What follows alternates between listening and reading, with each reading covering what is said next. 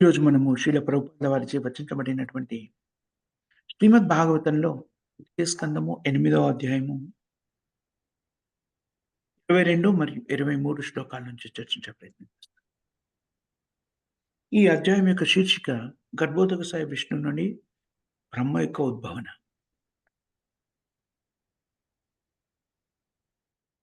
మనం ఇంతకుముందు శ్లోకంలో చర్చించుకున్నప్పుడు బ్రహ్మదేవుడు తన మానసిక కల్పన ద్వారా సత్యాన్ని అన్వేషించే ప్రయత్నం చేశాడు. ఆ ప్రయత్నంలో భాగంగా తాను వసిస్తున్న ప్రదేశమైనటువంటి గర్భోదక సాయి విష్ణు గర్భము నుండి నాభి నుండి ఉత్పన్నమైనటువంటి కమలపు శీర్షము నుంచి దానిలో అంతా కూడా ప్రయాణించి చూశారు. ఎక్కడి దాకా వెళ్లారు? గర్భోదక సాయి విష్ణు నాభి వరకి వెళ్లి కూడాను సత్యమేమిటి అన్వేషించే ప్రయత్నం చేశారు. ఇది మనుషులెవరు కూడాను, జీవులెవరు కూడాను, ఎందుకనంటే బ్రహ్మదేవుడు కూడా జీవాత్మే. మొట్టమొదటి జీవాత్మ. ఈ బ్రహ్మాండంలో మొట్టమొదటి జీవాత్మ బ్రహ్మదేవుడు. మొదటగా ఆవిర్భవించిన జీవి. ఆయన కూడాను సత్యాన్ని మానసిక కల్పన ద్వారా అవగతం చేసుకునే ప్రయత్నం చేసినప్పుడు అది సాధ్యపడదు. కానీ ఎప్పుడైతే మనసును పూర్తిగా సత్యాన్ని అన్వేషించాలనే ఆకాంక్షతో సమాధి స్థితిలో నెలకొల్పారో, అంటే సమాధి అంటే మనసుని పరమ సత్యముపై కేంద్రీకృతం చేయడం. నిజంగానే సత్యం ఏంటో నేను తెలుసుకోవాలనుకుంటున్నాను. ఎవరో నాకు తెలీదు.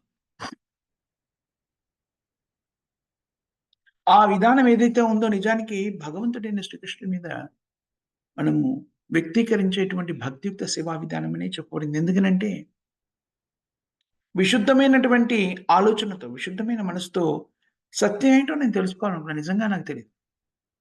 కృష్ణుడు లేకపోతే భగవంతుడు ఎవరు అనేది నాకు తెలీదు. అసలు భగవంతుడు అనే పదానికి అర్థం కూడా నాకు తెలీదు. కానీ సత్యాన్ని నేను గ్రహించాలి అనుకుంటున్నానంటే విశుద్ధమైన భావనతోని మనసును సత్యాన్ని తెలుసుకోవాలనే విషయం మీద కేంద్రీకరించినట్టయితే దాన్నేమని చెప్తున్నాడు? భక్తియుక్త సేవారూపం అనే చెప్పండి. అంటే స్వీయ ఇంద్రియాల నుంచి తమ కార్యక్రమాల్ని విరమించి పరమ కారణం అదేదో నాకు తెలీదు. అది నిరాకారమా? లేకపోతే ఆకారమా? సాకారమా? నిరాకారమా? ఇంకేదైనానా? తెలియకపోయినా కూడా దాన్ని తెలుసుకోవాలనేటువంటి స్వచ్ఛమైన మనసు. అది ఏమని పరిగణించబడింది? భక్తియుక్త సేవా విధానంగానే పరిగణించబడింది. ఎందుకనంటే తెలియకుండా సత్యాన్ని మాత్రమే నేను ఆరాధిస్తున్నాను పరమ సత్యాన్ని అని ఆరాధించినప్పుడు అదెక్కడికి వెళ్తుంది? పరమ సత్యమైన కృష్ణుని చేరుతుంది.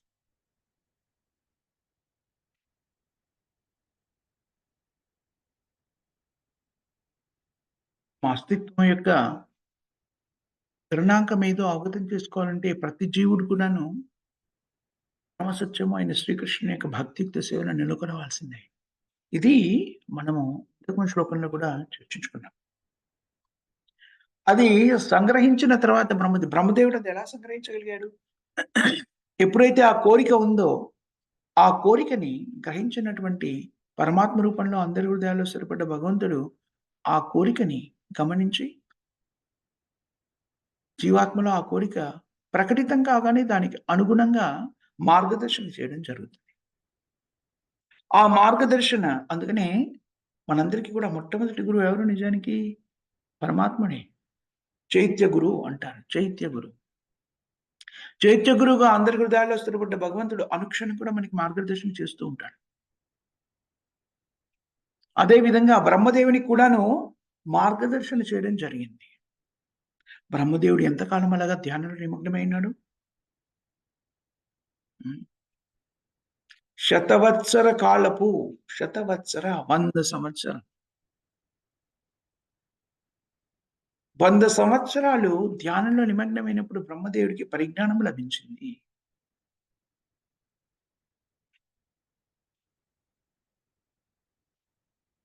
ఎంతవరకైతే భగవంతుని గురించిన అవగాహన లేకుండానే సత్యం ఏమిటి తెలుసుకోవాలనే ఆకాంక్షతో ఉన్నప్పుడు భగవత్ ప్రేరణతో ఆయన ధ్యాన నిమగ్నుడయ్యాడు. అలా 1, 2, 3, 4, 5 రోజులు కాదు. 100 సంవత్సరాలు ధ్యానం ఉన్నాడు. మానసిక కల్పనలతోని భగవంతుడిని తెలుసుకోవాలని ఆయన చేసిన ప్రయత్నం ఎన్ని సంవత్సరాలు చేశారని చెప్పుకున్నాము? 43,00,000 సంవత్సరాల సూర్యకాలం ఆయన ఆ ప్రయత్నం చేశారు. నిజానికి బ్రహ్మదేవుని కాలంతో చూస్తే అది ఎక్కువ సమయం కాదు. కదా! ఎందుకంటే బ్రహ్మదేవుడు ఒక్కరోజే ఆ! ఇలాంటి 43,00,000 సంవత్సరాలు 1000 సార్లయితే బ్రహ్మదేవుని ఒక రోజు. అంటే బ్రహ్మదేవుని ఒక రోజులో 1000 వంతు భాగము మానసిక కల్పన ద్వారా భగవంతుడిని తెలుసుకునే ప్రయత్నం చేశారు. ప్రాథమిక దృష్టిలో ఉన్నాడు కదా! ప్రాథమిక దృష్టిలో జీవులందరూ కూడా చేసేటువంటి ప్రయత్నం అది. కొంతకాలము నిజానికి. మనకి మన కాల పరిమితితో చూస్తే 43,00,000 సంవత్సరాల సూర్యకాలం.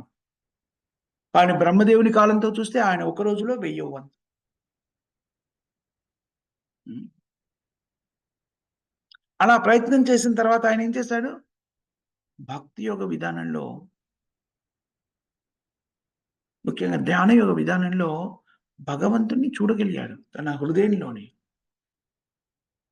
పరమాత్మ రియలైజేషన్ కదా! ముందేం చేశాడు? మానసిక కల్పన ద్వారా భగవంతుడిని తెలుసుకోవాలనుకున్నాడు.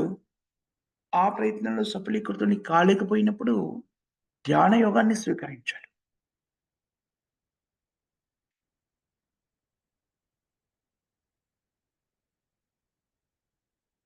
బ్రహ్మదేవుని యొక్క జీవనకాలం ఎంత అనేటువంటిది మనకి భగవద్గీతలో చెప్పుకున్నాం. సహస్రయుగ పర్యంతం ఆహార్యద్భ్రువోన్న విదో.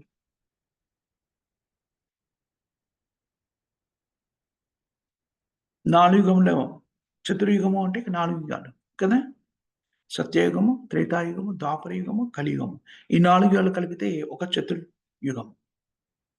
అలాంటి 1000 చతుర్యుగాలు కలిపితే బ్రహ్మ యొక్క ఒక రోజు. ఒక చతుర్యుగపు కాలం 43,00,000 సంవత్సరాలు. సూర్యకాలమాన ప్రకారం.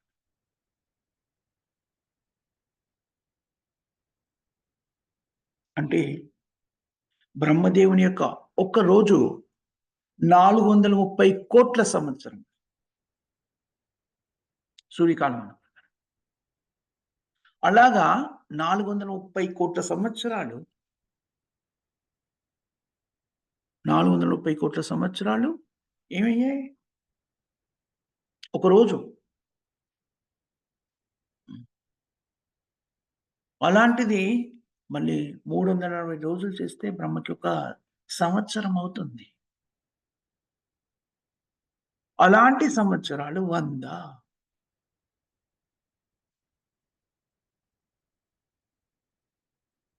అంటే 430,00,00,000 సంవత్సరాల్ని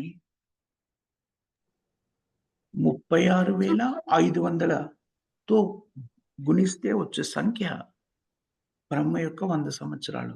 3.6 మిలియన్ ఇయర్స్ అని మనము ఇంతకుముందు చర్చించుకున్నాం. అంటే అంత కాలం పాటు బ్రహ్మదేవుడు ధ్యాన నిమగ్నంలో ఉన్నాడు. అంత సుదీర్ఘ కాలం పాటు బ్రహ్మదేవుడు ధ్యాన నిమగ్నంలో ఉన్నప్పుడు హృదయంలోనే శ్రీకృష్ణుడు బ్రహ్మదేవుడికి కృష్ణుడికి సంబంధించిన పరిజ్ఞానాన్ని అందించాడు. అప్పుడే ఆయన బ్రహ్మ సంహితని ప్రకటితం చేశాడు. గోవిందం ఆదిపురుషం తమహం భజ. గోవిందం ఆదిపురుషం. ఆదిపురుషుడు శ్రీకృష్ణ భగవానుడు. ఈశ్వర పరమ కృష్ణ సచ్చిదానంద విగ్రహ అనాదిరాదిర్ గోవింద సర్వకారణ కారణం చింతామణి ప్రకర సద్మషు కల్ప వృక్ష. మనం బ్రహ్మ సంహితలో చూస్తాం.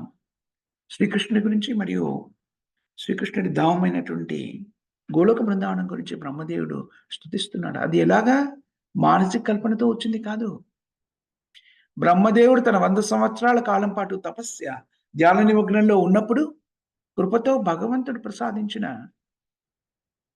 దృష్టి అది. భగవంతుడిచే అనుగ్రహించబడినటువంటి జ్ఞానం అది. అప్పుడు బ్రహ్మదేవుడు కృష్ణుడి గురించి అభివర్ణించగలిగాడు. అందుకని ఇది మానసిక కల్పనలతోనూ, ఊహాజనితంగానూ ప్రకటితం చేసినటువంటి మిథ్యావాదం కాదు. మిథ్యావాదము పురాణ శాస్త్రాలు కానివ్వండి, వేద శాస్త్రాలు కాని మిథ్యతో కూడుకున్న ఊహాజనితమైనవి కావు. హ్మ్. బ్రహ్మదేవుడు చెప్పాడు కదా! అది నిజమా కాదా? ఎలా తెలుసుకున్నాడాయన? చూడండి ఆయన 100 సంవత్సరాలు ధ్యాన నిమగ్నంలో ఉన్నప్పుడు భగవత్ కృప చేత ఇది ప్రకటితం బ్రహ్మదేవుడు సంగ్రహించినటువంటి పరిజ్ఞానం అది. ఆ పరిజ్ఞానాన్ని కృపతో మనందరికీ కూడా అందించారు. ఇది కేవలము ఊహాజనితమైంది కాదు. చైతన్య మహాప్రభు ప్రామాణికమైన ఆచార్యుడు అంగీకరించినటువంటి మనకనిపించవచ్చును ఎవరైతే భక్తియుక్త సేవలో నియుక్తమైనడో వాళ్ళకనిపించు చైతన్య మహాప్రభు అంగీకరిస్తే నాకేంటి? భక్తియుక్త సేవలో నియుక్తమైన వ్యక్తులకు దీని యొక్క విశిష్టత బోధపడుతుంది. ఎందుకనంటే, ఆధునిక విజ్ఞాన శాస్త్రంలో కూడాను ఏదైనా ఒక సిద్ధాంతాన్ని ప్రతిపాదించినప్పుడు, ఆ సిద్ధాంతం యొక్క ప్రాధాన్యతని ఎలా గుర్తిస్తాము? సమకాలీకులైనటువంటి శాస్త్రవేత్తలు దాన్ని అంగీకరించారా లేదా? లేకపోతే ప్రామాణికమైన శాస్త్రవేత్త దాన్ని అంగీకరించాడా లేదా? ఎవరైనా ఒక సూత్రాన్ని ప్రతిపాదించారనుకో, ఆ ప్రతిపాదన మళ్ళీ ఐన్‌స్టీన్ కూడా దీన్ని అంగీకరించాడనుకోండి. దానికి చాలా విశిష్టత ఏర్పడుతుంది. అంటే చాలా ప్రముఖుడైనటువంటి ఒక శాస్త్రవేత్త దాన్ని శాస్త్రవేత్త అంగీకరించిన సిద్ధాంతము కదా! అదే విధంగా ఇక్కడ బ్రహ్మదేవుడిచే ప్రకటితం చేయబడినటువంటి బ్రహ్మ సంహిత చైతన్య మహాప్రభు స్వయంగా శ్రీకృష్ణ భగవానుడు అంగీకరించాడు.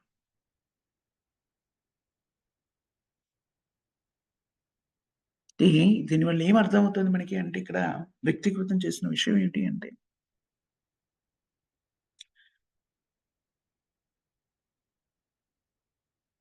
శ్రీకృష్ణుని యొక్క స్థితిగతులను తెలుసుకోవాలన్నా, యథారూపాన్ని అవగతం చేసుకోవాలన్నా, మనకి ముందుగా ఏం కావాలి?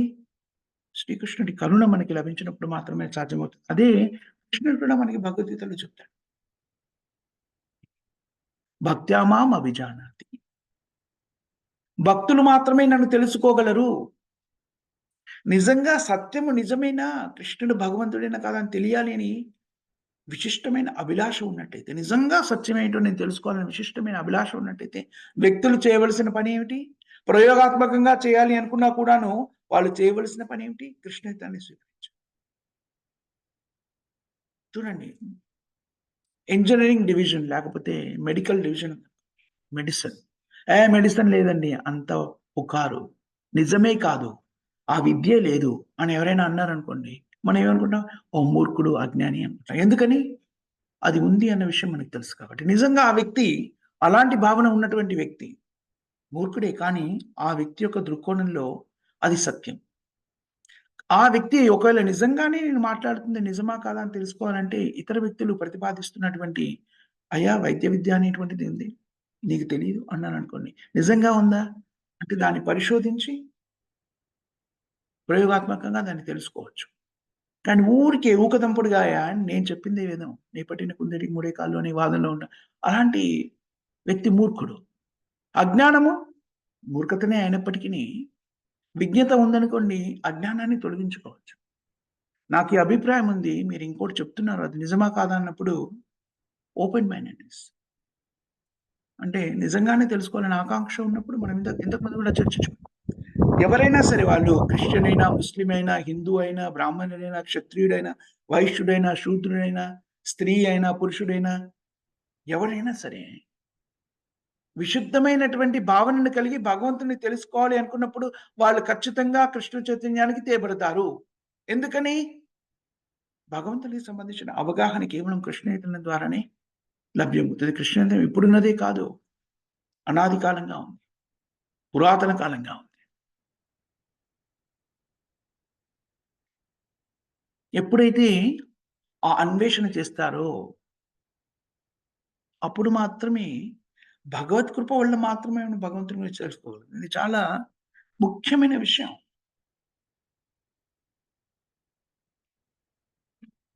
చూడండి ప్రతి విషయాన్ని కూడా ఏ విషయాన్ని మనం సంగ్రహించాలన్నా కూడాను సంగ్రహించే పద్ధతి, దానికి కావాల్సిన అర్హత నిర్దేశితం చేయబడింది. మీరు మెడికో కావాలనుకున్నారనుకోండి, డాక్టర్ కావాలనుకున్నారనుకోండి, దానికి కొన్ని ప్రాథమిక అర్హతలు కావాలి. పుట్టగానే నేను డాక్టర్ అయిపోవాలి అంటే కాదు. ప్రాథమిక విద్యను అభ్యసించాలి. దాని తర్వాత 10 సంవత్సరాల ప్రాథమిక విద్య తర్వాత ఏం చేస్తారది? మరి 2 సంవత్సరాల పాటు దానికి అనుగుణమైనటువంటి బయోలాజికల్ సైన్సెస్ చదువుతారు కదా! బైపీసీ అని అంటారు చూడండి ఇంటర్మీడియేట్‌లో. అది కూడా అధ్యయనం చేసిన తర్వాత, ఆ అధ్యయనంలో పరిపక్వతను సిద్ధించుకున్నారా లేదా పరీక్షించి, దానిలో ఉన్నత శ్రేణిలో ఉన్నటువంటి వ్యక్తుల్ని మాత్రమే వైద్య విద్యలోకి స్వీకరిస్తారు. కదా!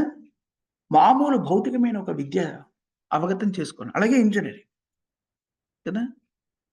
10 సంవత్సరాల ప్రాథమిక విద్య, దాని తర్వాత 2 సంవత్సరాల పాటు MPC mathematics, physics, chemistry. BiPC biology, physics, chemistry. వాటిలో కూడా పరిణతి చెందిన తర్వాత, దానిలో ఉన్నత శ్రేణిలో ఉన్నటువంటి వ్యక్తులు మళ్ళీ, మళ్ళీ పరీక్షలు నిర్వహించి ఎన్నో సార్లు పరీక్షించి, ప్రాథమిక విద్యలో వాళ్ళ కాలేజీ వాళ్ళు, యూనివర్సిటీ వాళ్ళు పరీక్షించారు. వాళ్ళ ఉత్తీర్ణతని ప్రతిపాదించి ఇచ్చారు. దాన్ని కూడా స్వీకరించకుండా మరోసారి మళ్ళీ పరీక్షించి, దానిలో కూడాను అత్యధికమైనటువంటి మార్కులు పొందిన వ్యక్తులకి మాత్రమే వైద్య విద్య, లేకపోతే ఇంజినీరింగ్ విద్య నేర్చుకోవడానికి అనుమతిస్తారు. కదా! లేకపోతే వ్యవసాయానికి సంబంధించిన విద్య కానివ్వండి, ఎంసెట్, అగ్రికల్చరల్ కదా!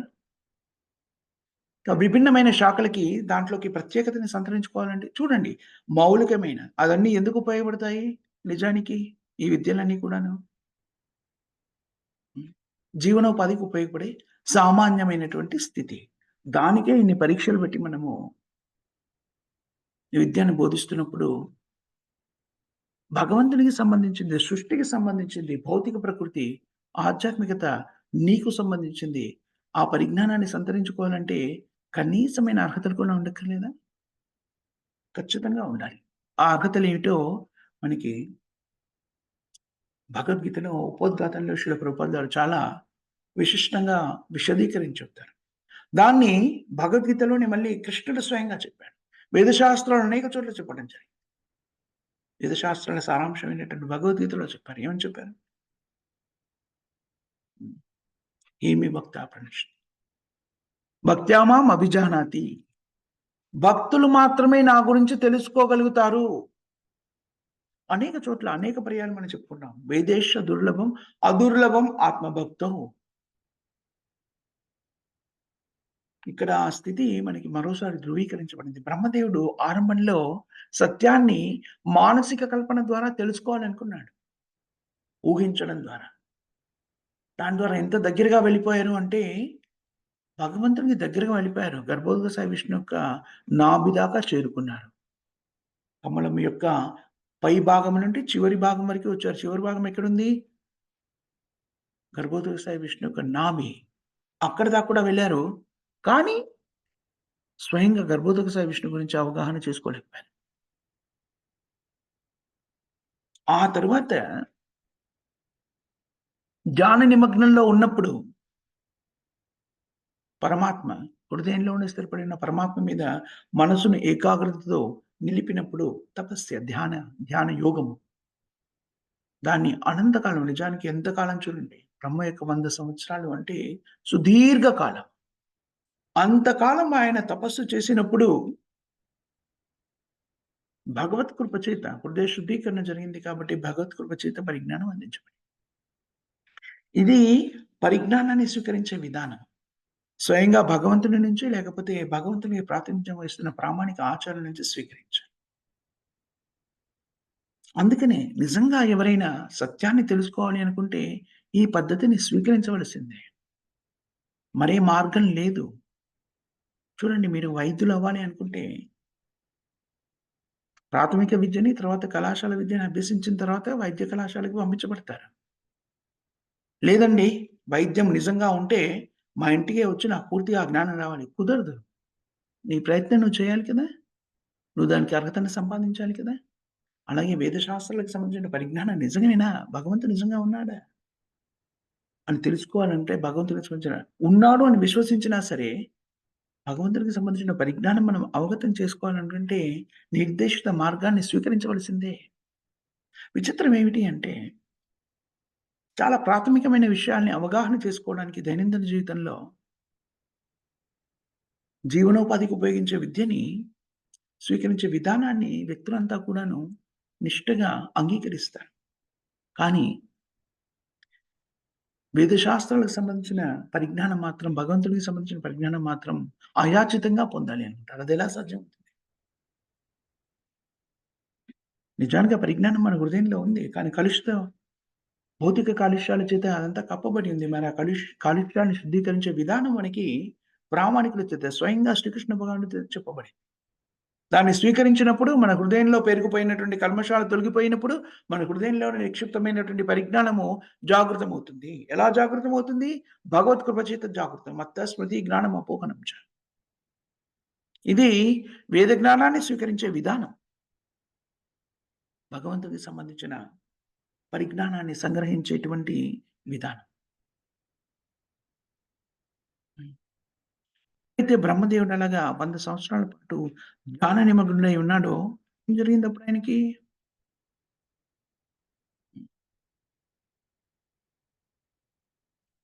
జలమునందు కమలమును బోలిన బ్రహ్మాండమగు శ్వేతపర్యంకమును శేషనాగుని దేహము మరియు దానిపై ఒంటరిగా శయనించి ఉన్న పరమపురుషుని బ్రహ్మదేవుడు గాంచెను. శేషనాగుని పగడలపైనున్న రత్నముల కాంతిచే సర్వత్రా ప్రకాశమానముగా ఉండెను. సమస్త ప్రదేశంలో అంధకారమును ఆ తేజము నశింపజేసి ఉండెను. చాలా విశిష్టమైనటువంటి వివరణ ఇది. ఎందుకనంటే, అంతకుముందు ఏం చెప్పుకున్నాము? అజ్ఞానంలో ఉన్నప్పుడు బ్రహ్మదేవుడు ఆ కాంతిని కూడా చూడలేకపోయాడు. కదా! శేషనాగుని పడగలపై ఉన్నటువంటి రత్నముల కాంతిచే సర్వత్రా ప్రకాశమానంగా ఉన్న ఆ ప్రదేశాన్ని ఆయన చూడలేకపోయాడు. అక్కడే ఉందది. అక్కడే శయనించి ఉన్నారు గర్భోదక సాయి విష్ణువు. అయినా సరే బ్రహ్మదేవుడికంతా అంధకారమే గోచరించింది. ఇది సత్యం.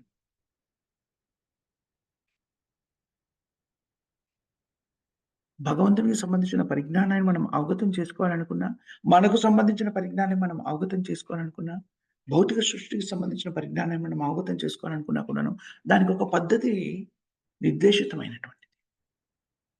నిజంగానే మీరు ఆ పరిజ్ఞానాన్ని సంతరించుకోవాలంటే ఆ పద్ధతిని స్వీకరించవలసిందే.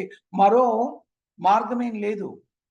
ఇందాక మనం అనుకున్నాం కదా! వైద్య విద్యను నేర్చుకోవాలి అంటే దానికో పద్ధతుంది. నేను ఇంట్లోనే కూర్చుంటాను. వైద్య విద్య అసలు లేనే లేదు. ఉంటే నాకు ఆ పరిజ్ఞానం అందాలి. ఎలా సాధ్యమవుతుంది? మూర్ఖత అంటారు దాన్ని. అవునా? వితండవాదమో లేదంటే మూర్ఖత. అవును. వైద్య విద్య ఉంది. నిజంగానే ఉందో లేదో నాకు తెలీదు. కానీ ఉంది అంటున్నారు కదా! నేను దాని గురించి తెలుసుకోవాలంటే ఏం చేయాలి? అయ్యా! నువ్వు ప్రాథమిక విద్యను అభ్యసించు. ఎల్‌కేజీ నుండి 10థ్ దాకా పూర్తి చేయి. దాని తర్వాత కళాశాల విద్యను అభ్యసించు. దాని తర్వాత ఈ విధానాన్ని అవలంబించినప్పుడు నీకు వైద్య విద్య లభిస్తుంది. అసలు లేనే లేదండి. ఉంటే నాకిప్పుడే రావాలి అదంతాను. అలాంటి వాళ్ళతో మనం ఏం చేయగలము? మూర్ఖుడు అని వదిలేస్తాం కదా! అలాగే భగవంతునికి సంబంధించిన పరిజ్ఞానాన్ని సంతరించుకోవాలి అంటే స్వీకరించే విధానం చెప్పబడింది. మూర్ఖతను వదిలేసి దాన్ని స్వీకరించే ప్రయత్నించాలి. నిజంగానే నేను విశ్వసించను. కానీ నిజంగా ఉందో లేదో నాకు తెలియాలి అనేటువంటి ఆకాంక్ష ఉంది. జిజ్ఞాసు. ఆమె కూడా ఆ వ్యక్తి కూడా చేయవలసిన పనేమిటి? ఆ పద్ధతిని స్వీకరించాలి. ఇది ప్రామాణికమైనది. సైంటిఫిక్. శాస్త్రబద్ధమైనటు.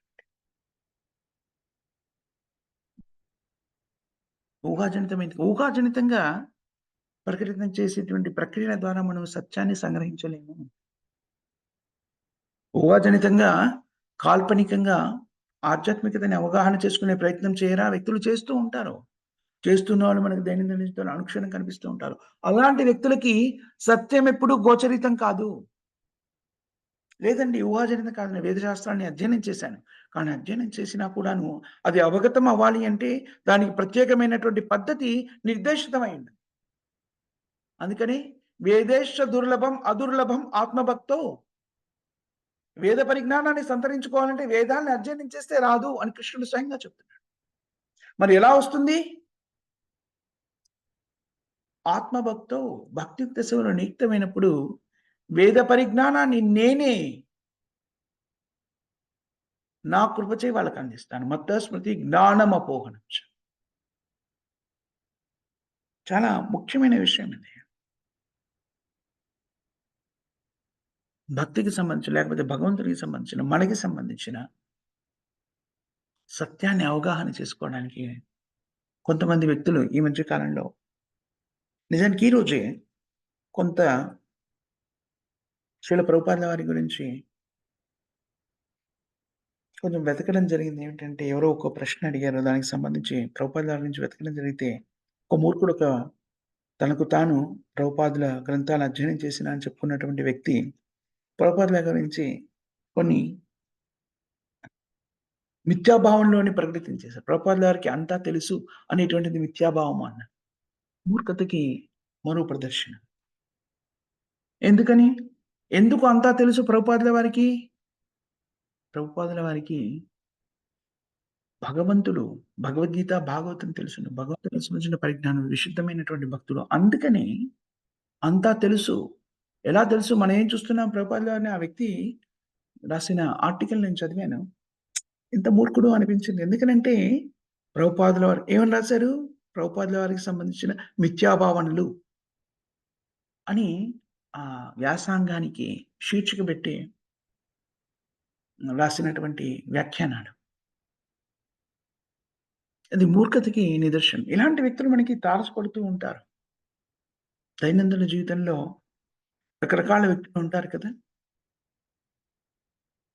ప్రభుపాదుల వారికి అంతా తెలుసు అన్నది మిథ్యా భావన. ప్రభుపాదుల వారు ఎప్పుడు నాకు అంతా తెలుసు అనలేదు. ప్రభుపాదుల వారు ఏమని చెప్పారు? భాగవతాన్ని మనం స్వీకరించినట్లయితే పరిపూర్ణ పరిజ్ఞానం మనకు లభిస్తుంది. భాగవతంలో అన్ని రకాలైనటువంటి విభాగాలకి, అన్ని శాస్త్ర విభాగాలకు సంబంధించిన పరిజ్ఞానం అందించబడింది. ఎందుకని? జ్ఞానం అంతా కూడాను ఉద్భవించేది ఎక్కడి నుంచి? భగవంతుడైన కృష్ణుడి నుంచి. అంటే ఆ జ్ఞానం ఎలా ప్రకటితమవుతుంది? మన హృదయంలోనే స్థిరపడి ఉంది. హ్మ్. దాన్ని జాగృతం చేయడం మాత్రమే. ఒకానొక సందర్భంలో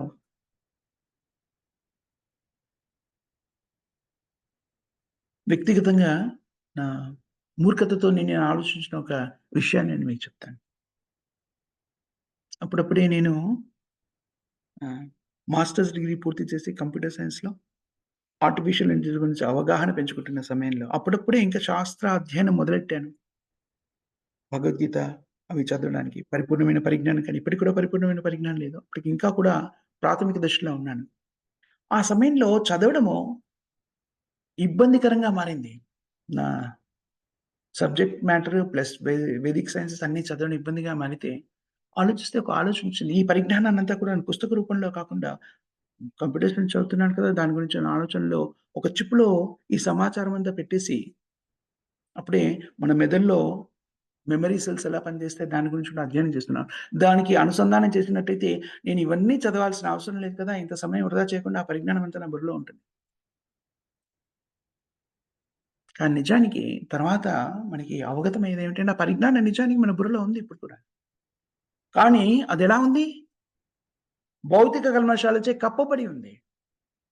మనం ఏం ఆలోచిస్తాము అంటే, భౌతిక కాలుష్యాలతో ఆధునిక విజ్ఞాన శాస్త్రం ప్రభావం చేత హ్మ్. ఆధునిక ఏంటది? జీవన విధానము, సంస్కృతి అని మనం ఏదైతే అనుకుంటున్నామో, ఆధునిక విజ్ఞాన శాస్త్ర అభివృద్ధి సంస్కృతిగా మార్చుకున్నప్పుడు మనకిలాంటి ఆలోచనలొస్తాయి. నిజానికి నాకే వచ్చిన ఆలోచనే అది. నిజానికి అలా అంతా ఆ పరిజ్ఞానం అంతా ఒక చిప్‌లో పెట్టేసి మెదడుకి అనుసంధానం చేశామనుకోండి, ఇన్ని సంవత్సరాలు నేను కష్టపడి ఈ పరిజ్ఞానం అంతా సంతరించుకోవాల్సిన అవసరం ఉండదు కదా! కాస్త ఆహ్, ఏంటది విశ్లేషణా శక్తి ఎప్పుడైతే వ్యక్తికి ప్రకటితమవుతుందో 10, 11 సంవత్సరాల సమయంలో దీన్ని అనుసంధానం చేస్తే ఇంకో 15, 20 సంవత్సరాలు నేను ప్రత్యేకమైన విద్యను అభ్యసించాల్సిన అగత్యం ఉండదు.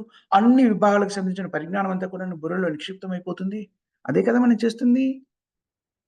ఇన్ని సంవత్సరాలు చదివి మనం ఏం చేస్తాము? దానికి సంబంధించిన విషయ పరిజ్ఞానాన్ని సేకరించి దాన్ని నిక్షిప్తం చేసుకునే ప్రయత్నం చేస్తాము. నిజానికి అదే కదా విద్య. దానికోసమని మనము 20, 25 సంవత్సరాలు సుదీర్ఘ కాలాన్ని మన జీవితంలో వెచ్చిస్తాం. అదంతా కూడాను తగ్గించవచ్చు కదా! అనే ఆలోచన. నిజానికి ఆ పరిజ్ఞానమంతా భగవంతుడు మన హృదయంలో నిక్షిప్తం చేసేసి ఉంచేసాడు. కానీ దాన్ని తెలుసుకునే విధానాన్ని మనం స్వీకరించకుండా మనం ఏం చేస్తుంటాము? భౌతిక విధానాల ద్వారా దాన్ని సంగ్రహించే ప్రయత్నం చేస్తాము. ఎలాగైతే బ్రహ్మదేవుడు మానసిక కల్పన ద్వారా భగవంతునికి సంబంధించిన పరిజ్ఞానాన్ని, సత్యానికి సంబంధించిన పరిజ్ఞానాన్ని అవగతం చేసుకునే ప్రయత్నం చేశాడు. కానీ సఫలీకృతుడు కాలేకపోయాడు. కానీ పరిపూర్ణమైన పరిజ్ఞానాన్ని సంతరించుకునే విధానము మనకి భగవంతుడు అనుగ్రహించాడు. పరిజ్ఞానమంతా మన హృదయంలోనే స్థిరపరిచేశాడు. మనం దేనితో చేయబడ్డాము? సచ్చిదానంద విగ్రహ. సత్ శాశ్వతము, ఆనంద, సచ్చిత్. చిత్ అంటే పరిపూర్ణమైన పరిజ్ఞానం.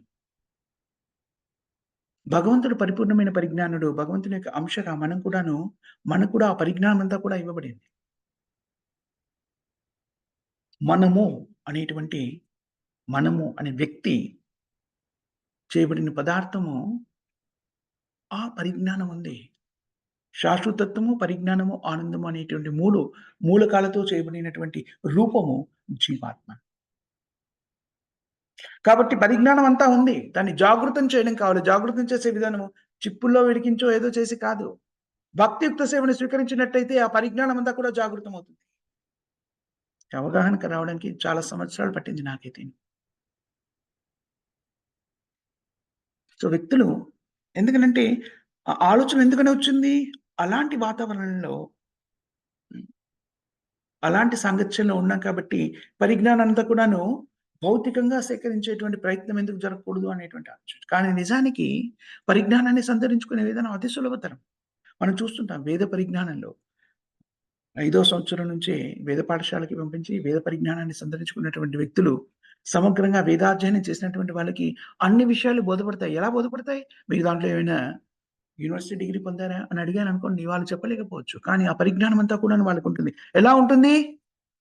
వేదాధ్యయనం చేసినప్పుడు భగవద్భక్తి, వేదశాస్త్రాల యొక్క సారాంశాన్ని అవగతం చేసుకున్న వేదేశ దుర్లభం, అదుర్లభం ఆత్మభక్తో వేదేశ సర్వం అహమేవ వేద్యో వేదాంతకుడు వేదపి దేవచాహం. వేదాల్ని సక్రమంగా అధ్యయనం చేసినప్పుడు వ్యక్తికి వేదాల సారాంశం బోధపడినప్పుడు తాను భగవంతుని యొక్క అంశాన్ని తన శాశ్వతమైన స్థితి జీవేర స్వరూపే కృష్ణ నిత్యదాస్ అనే విషయం బోధపడినప్పుడు కృష్ణ భక్తిలో లీనమైనప్పుడు, కృష్ణ భక్తిలో స్థిరపడ్డప్పుడు మిగిలిన పరిజ్ఞానం అంతా కూడా ప్రత్యేకమైన ప్రయత్నం లేకుండా అవగతమవుతుంది. ఎలా అవగతమవుతుంది?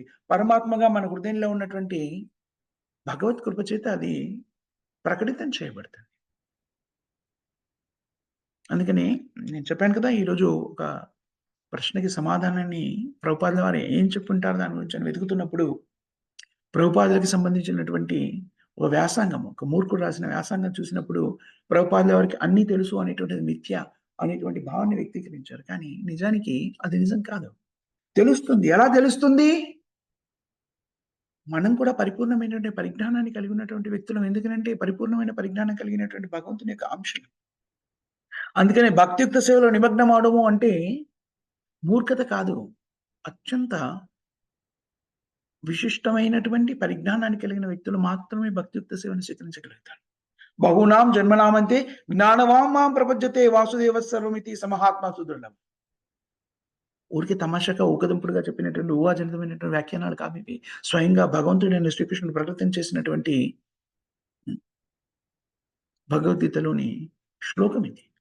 బహూనాం జన్మనామంతే జ్ఞానవాం మాం ప్రపద్యతే వాసుదేవ సర్వమితి సమహాత్మా. ఇది అసాధారణమైనటువంటి విషయం. భక్తియుక్త సేవలో కృష్ణ చైతన్యాన్ని స్వీకరించి ఆ రకమైన జీవనాన్ని కొనసాగించడము ఏదో యాదృచ్ఛికంగా వచ్చింది అని భావించకండి.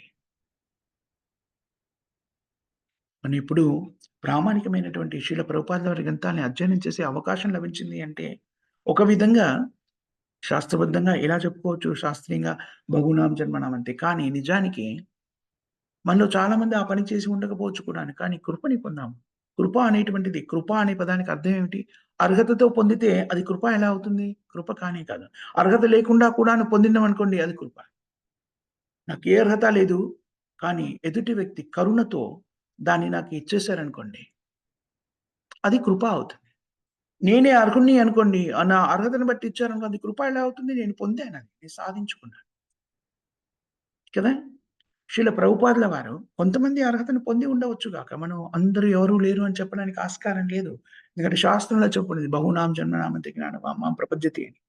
కానీ ప్రస్తుత కాలమాన పరిస్థితుల్లో ఖచ్చితంగా మనం చెప్పవచ్చును. ప్రపంచవ్యాప్తంగా వ్యక్తులు భగవంతునికి సంబంధించిన పరిజ్ఞానాన్ని సంతరించుకోవడానికి ఏకైక కారణము శ్రీల ప్రభుపాదుల వారు అందించినటువంటి కృప. చూడండి ఈ పరిజ్ఞానాన్ని ప్రామాణికమైన పరిజ్ఞానాన్ని అతి సులభతరం చేసి పాటించదగిన రీతిలో దైనందిన జీవితంలో దాన్ని స్వీకరించి కృష్ణ చైతన్యంతో జీవితాన్ని గడిపేటువంటి ప్రక్రియని మనకి ప్రసాదించారు శ్రీల ప్రభుపాదుల వారు. వ్యక్తిగతంగా నా విషయంలో నేను స్పష్టంగా చెప్పగలను. కొంత భగవంతునికి సంబంధించిన అవగాహన ఉన్నప్పటికిని, సిద్ధాంతాలకి సంబంధించినటువంటి విశ్లేషణాత్మకమైనటువంటి పరిజ్ఞానము శ్రీల ప్రభుపాదుల వారి గ్రంథాలను అధ్యయనం చేసేంత వరకు కూడా లేదు. రకరకాల తత్వాలను విన్నాం. భగవంతుడు అంటే వీరా వారా? గౌరవ భావం ఉంది. నారాయణుడు భగవంతుడు అని తెలుసు. కానీ మిగిలిన వాళ్ళంతా కూడాను ఎలా వాళ్ళ స్థానం ఏమిటి అనే విషయం అవగాహన లేకుండా కొంతవరకి కొన్ని సంవత్సరాలు నాకు గుర్తుంది. బాల్యావస్థలో ఏ దేవుడిని ప్రార్థిస్తే ఇంకెవరికైనా కోపమొస్తుందేమో అనేటువంటి భావనలో కూడాను ఉన్న సంవత్సరాలున్నాయి. అవగాహన లేదు. ఎవరు నిజంగా భగవంతుడు? ఎవరు దీనిలో అధికారి? త్రిమూర్తుల గురించి మాట్లాడుకున్న బ్రహ్మ, విష్ణు, మహేశ్వర ముగ్గురు కూడాను భౌతిక జగత్తుకి కారణభూతమే. అయితే ఎవరు వాళ్ళలో ఎవరిని ఆరాధించాలి? ముగ్గురిని ఆరాధించాలా? చూడండి చాలా మందికి ఇలాంటి హ్మ్. అవగాహన లోపం. ఎందుకంటే పరిజ్ఞానం లేనప్పుడు కలిగేటువంటి ప్రశ్నలు ఇవన్నీ కూడా. శ్రీల ప్రభుపాదుల వారి కృప వల్ల అది స్పష్టంగా తెలియజెప్పబడింది. భగవంతుడెవరు? దేవతలెవరు? జీవాత్మలెవరు? సృష్టి ఎలా ప్రకటితమవుతుంది? ఎలా అంతమవుతుంది? దానిలో మన పాత్ర ఏమిటి? మన నిజస్థితి ఏమిటి? మనం ఎక్కడెందుకున్నామో, ఎక్కడ ఉండవలసిన ఈ పరిజ్ఞానం అంతా కూడాను ప్రామాణికమైన ఆచరణలు. శ్రీల ప్రభుపాదుల వారు ప్రబోధించినప్పుడు మాత్రమే వ్యక్తిగతంగా నాకు అర్థమైంది. నిజం చెప్పాలి అంటే నిస్సంకోచంగా నేను చెప్పగలను. ప్రస్తుతం ఉన్నటువంటి వేదాలు, ఆధ్యాత్మిక మార్గాలేవైతే ఉన్నాయో ప్రస్తుతం అన్నీ స్వీకరించండి. వేదశాస్త్రంలో ఇవ్వబడినవి, ఇతర మత గ్రంథాలు అన్నిటిని స్వీకరిస్తే, తత్వవేత్తలు చెప్పినవి, ఊహాజనితంగా చెప్పినవి అన్నింటిని స్వీకరిస్తే, పరిపూర్ణమైన పరిజ్ఞానాన్ని అందించగలిగే ఏకైక ఆధ్యాత్మిక విధానం ఏదైనా ఉంది అంటే అది కృష్ణ చైతన్యం. చాలా గట్టిగా వ్యక్తిగత అనుభవంతో నేను చెప్పగలను ఈ విషయం.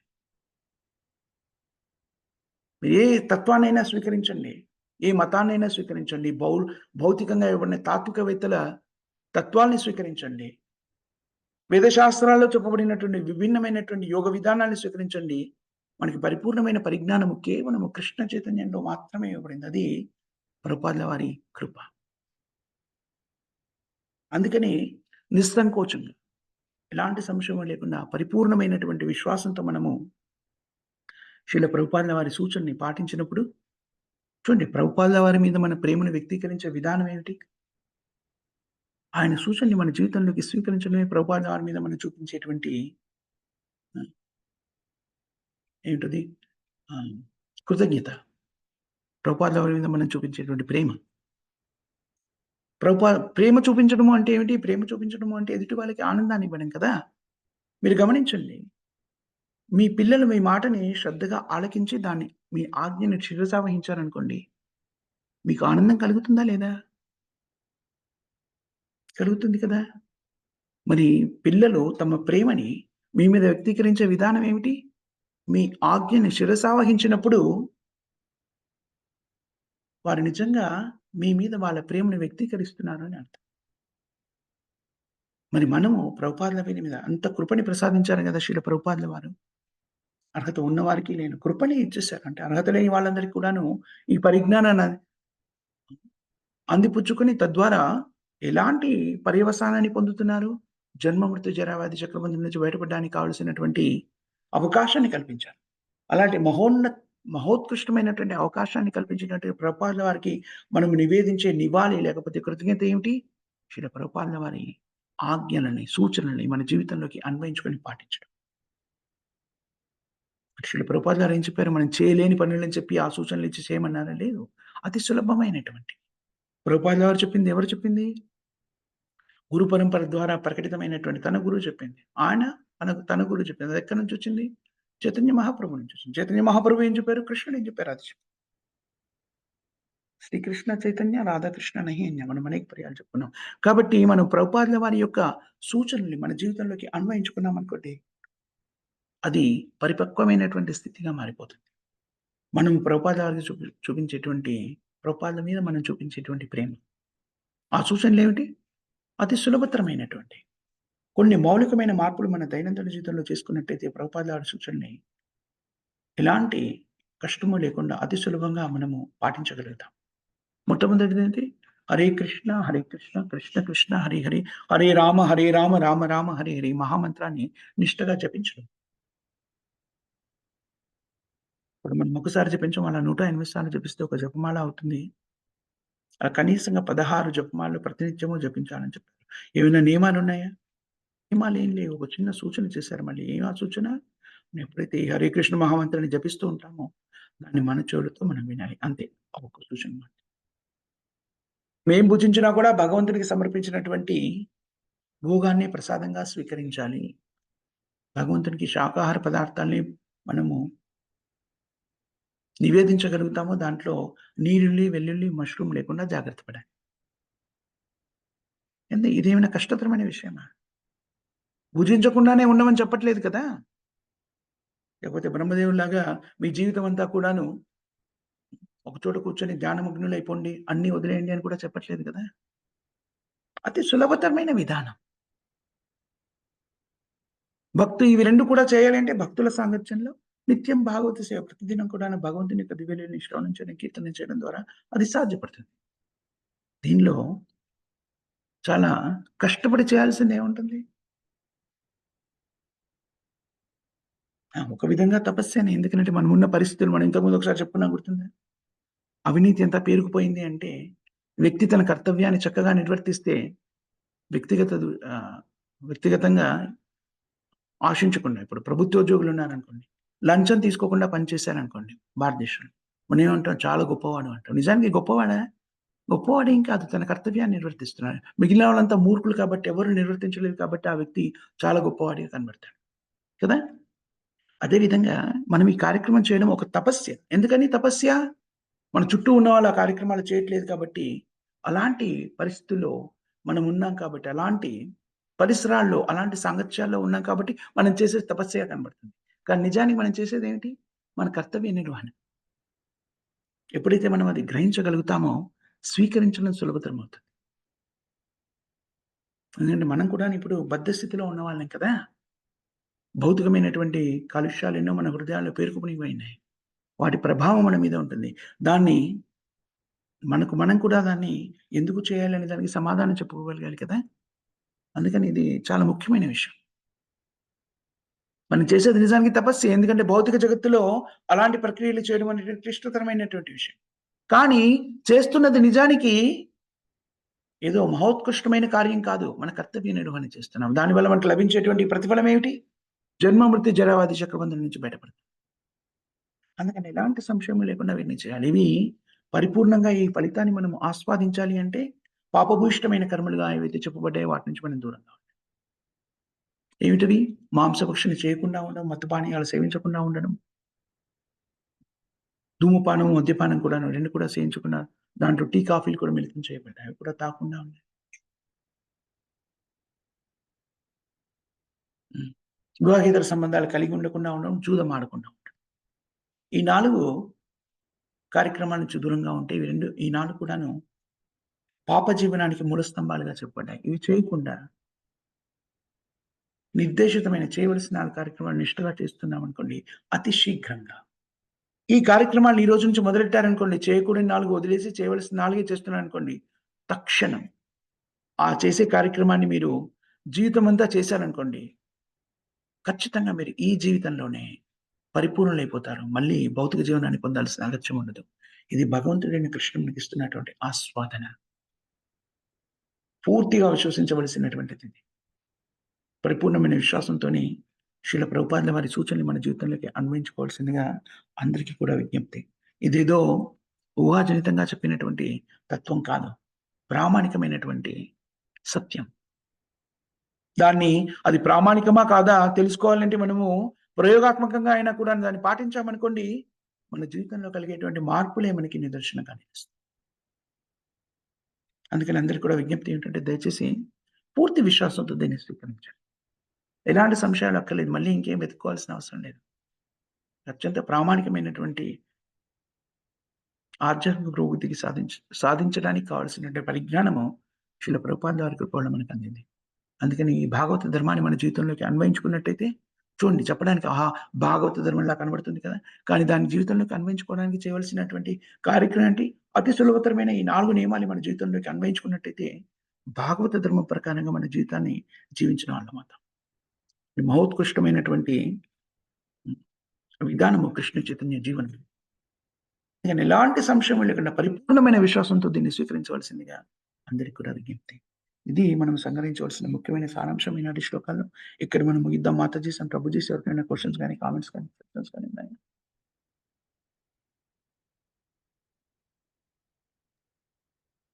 హరే కృష్ణ ప్రభుజీ. హరే దండవత్ కృష్ణ. ప్రణామం. దండవత్ ప్రణామం మాత. సమీర పుట్టినరోజు ప్రభుజీ ఈరోజు. అమ్మా? పాప Yes. పుట్టినరోజు. మీ పాప పుట్టినరోజా? అవును ప్రభుజీ. హరే కృష్ణ. సమీరనా అమ్మాయి పేరు? సమీర ప్రభుజీ. సమీర ఉన్నారా? లేరు ప్రభుజీ, హాస్టల్లో ఉంది పాప. అవునా? సమీర మాతాజీ మీకు కృష్ణ చైతన్య జన్మదిన శుభాకాంక్షలు. హరే కృష్ణ. చక్కగా మరో జన్మదినం కల్లా కృష్ణ చైతన్యంలో అభివృద్ధి పథంలో ఉండాలని ఆకాంక్షిస్తాను. హరి బోల్ మాతాజీ. Very nice. హరే కృష్ణ. దండవత్ ప్రణామాలు. హరే కృష్ణ ప్రభుజీ. మాత. దండవత్ ప్రణామం. ఈ వేళ మాటలు చాలా బాగున్నాయి అనిపించింది మరి ప్రభుజీ. మనసు కట్టుకున్నాయి ప్రభుజీ. Hare Krishna. Thank you. All goddess to Srila thank you. Prabhupada. Hari Hari బోల్ మాత. Yes. సో ఇంకా ఎవరికేమి క్వెషన్స్, కామెంట్స్ లేకపోతే ఈనాటి కార్యక్రమాల గురించి మనం ఒకసారి పునరావృతం చేసుకుంటాం కదా! 7:30 హిందీలో మనం భగవద్గీత నుంచి చర్చిస్తాము. 7:30 నుంచి 8:30 వరకి. దాని తర్వాత 10:30 నుంచి 11 వరకి జపయజ్ఞ కార్యక్రమం నిర్వహించబడుతుంది. 11 నుంచి 11:30 వరకి శ్రీల ప్రభుపాద వారి గ్రంథాల నుంచి పఠనము మరియు విశ్లేషణాత్మక అధ్యయనము, చర్చ 2 కూడా జరుగుతాయి. దాని తర్వాత మళ్ళీ ఈరోజు సాటర్డే కదా! ఆ తర్వాత మళ్ళీ 5:30 నుంచి 6 వరకి మనకి జపయజ్ఞ కార్యక్రమం. 6 నుంచి 7 వరకి మనము క్విజ్ కార్యక్రమం. భగవద్గీతని క్విజ్ రూపంలో చర్చించుకుంటాము తెలుగులో. 6 నుంచి 7 సాయంత్రం. దాని తర్వాత 7:30 నుంచి 8:30 వరకి మనకి ఆంగ్లంలో భగవద్గీత నుంచి చర్చించుకోవడం మొదలెట్టాము నిన్నటి నుంచి 2 రోజుల నుంచి. సో ఈరోజు 3వ రోజు అవుతుంది. కాబట్టి భక్తులంతా కూడాను ఈ ఆధ్యాత్మిక కార్యక్రమాల్లో భాగస్థులవ్వాలి. ఇంకొకటి కూడా ఉంటుంది కదా! ఈరోజు శనివారం కాబట్టి మన డిబేట్ కార్యక్రమం కూడా ఉంటుంది. కాబట్టి ఈరోజు ఆంగ్ల క్లాస్, ఇంగ్లీష్ క్లాస్ అరగంట మాత్రమే ఉంటుంది. మనకి 8 గంటల నుంచి 7:30 నుంచి 8 వరకి ఇంగ్లీష్ క్లాస్. 8 నుంచి మనము డిబేట్ కార్యక్రమం ఒకటి నిర్వహించుకుంటాం కదా! దాంట్లో కూడాను వ్యక్తులంతా భాగస్థులు కావాలి. తద్వారా రోజంతా కూడా కృష్ణ చైతన్యంతో జీవించవలసిందిగా విజ్ఞప్తి. ప్రేమధ్వని హరే ఎవరు కృష్ణ చెప్తారమ్మా? ప్రభుజీ. యెస్ ప్రభు. ఈరోజు టాపిక్ ఏంటి? ఈరోజు టాపిక్ ఏంటి? ఈరోజు పోస్ట్ చేశారు గ్రూప్‌లో చూడలేదా మీరు? అంటే అది ఇంగ్లీష్‌లో ఉంది, నాకు అర్థం కాలేదు కరెక్ట్‌గా. ఆధ్యాత్మికత అవసరమా అని అడుగుతున్నారు ప్రభుజీ. మనకి మన జీవితంలో ఆధ్యాత్మికత అవసరమా అని అడుగుతున్నారు. అది ప్రభుజీ. ప్రహ్లాద్ ప్రభు మీరు ఇంగ్లీష్‌లో వినాలని కోరుకున్నారు. మీరు ఇంగ్లీష్ అర్థం కాలేదు అంటున్నారు. దే ఆర్ అంటే కాంట్రాడిక్టింగ్. ప్రభుజీ ఎలా చెప్పాలో నాకు అర్థం కావడం లేదు. అంటే అది కొంచెం దేనిగా అనిపించింది. అవునా? ఓకే. ఒకసారి ప్రభుజీ. ఆల్రైట్. మాతాజీ అంటే చెప్పారు కదా! Does everyone has a spiritual purpose అంటే నాకు స్పిరిచువల్ పర్పస్ అర్థం కాలేదు ప్రభుజీ మధ్యలో. ఓకే. ప్రభుజీ ప్రేయర్ ధ్వని చెప్పనా? ఏంటది? ప్రేమధ్వని ప్రేయర్ చెప్పండి. ధ్వని. చెప్పండి ప్రభు. జగద్గురు శ్రీల ప్రభుపాద్ కి जय हरिनाम संकीर्तन की जय रामाचार्य हरिदास शास्त्री की जय सामवेद भक्त वृंद की जय ग्रंथराज श्रीमद् भागवतम की जय श्रीमद् भगवत गीता की जय कीर्तन की अनंत कोटि वैष्णव भक्त वृंद की राधे रमन प्रभु जी की हरे कृष्णा प्रभु जी दंडवत प्रणाम। दंडवत प्रणाम। प्रहलाद प्रभु की जय, समवेत भक्त की जय, श्रील प्रभुपाद की जय, ग्रंथराज श्रीमद् भागवतम की जय। Thank you very much Mataji and Prabhuji. Shri ప్రభుపాదుల వారి గ్రంథాలను చర్చించే అవకాశం కల్పించారు. మీ అందరికీ కూడా హృదయపూర్వక కృతజ్ఞతలు, ధన్యవాదాలు. హరే కృష్ణ. హరే కృష్ణ ప్రభుజీ. హరే కృష్ణ దండవత్ ప్రణామం ప్రభుజీ. హరే కృష్ణ. హరి హరి దండవత్ ప్రభుజీ. దండవత్ ప్రమాణం. హరి హరే కృష్ణ ప్రభుజీ. దండవత్ ప్రణామం. హరే కృష్ణ ప్రభుజీ ధన్యవాద ప్రణామం. హరి హరి ప్రణామం. హరే కృష్ణ ప్రభుజీ. దండవత్ ప్రణామం. హరే కృష్ణ.